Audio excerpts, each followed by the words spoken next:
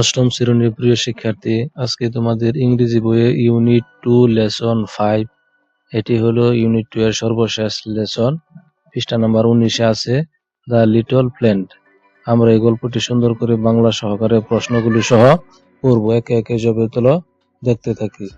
কিছু শব্দের অর্থ দেখি, যেমন হার্ট হৃদয়, শীট বীজ, বেরিট কিছু লিখছে, বরিট মানে কি পুঁতা বা মাটির নিচে রাখা, ড্রিপ গভীর, লিটল ছোট, প্ল্যান্ট গাছ, স্লিপ ঘুমন্ত, উইক জাগো মানে ঘুম থেকে জাগা এমন কথা।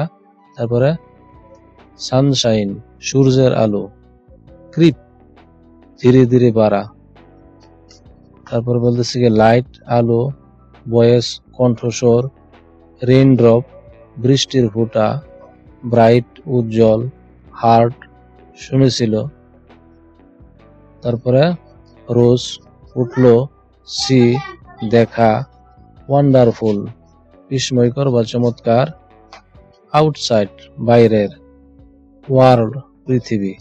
এবার চলো আমরা মূল গল্পটি পড়ি।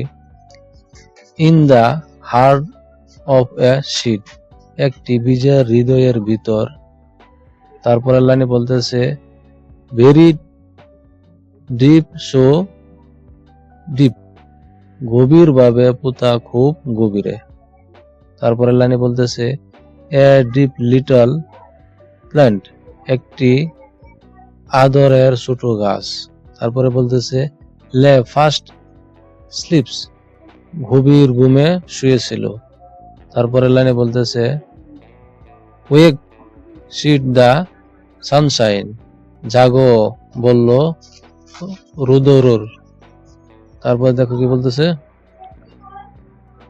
And creep to the light, এবং আলোয়ের দিকে ধীরে এগিয়ে যাও।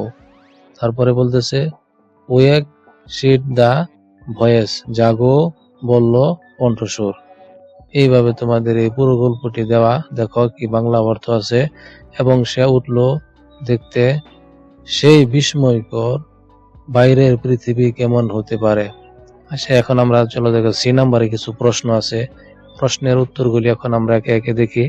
1 নাম্বার প্রশ্ন হলো এটি কি বলছে, ছোট গাছটি কোথায় ঘুমাচ্ছে। এ হলো আনসার, এ হলো ইংরেজি উচ্চারণ সহ আর বাংলা অর্থটা কি, ছোট গাছটি একটি বীজের ভিতরে ঘুমাচ্ছে। 2 নাম্বার প্রশ্ন হলো কি ছোট গাছটির সাথে কথা বলছিল।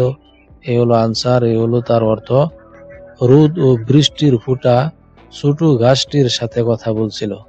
তারপর দেখো 3 নাম্বার প্রশ্ন হলো এটি, প্রশ্নতে কি বলতেছে তারা ছোট গাছটিকে কি করতে বলেছিল।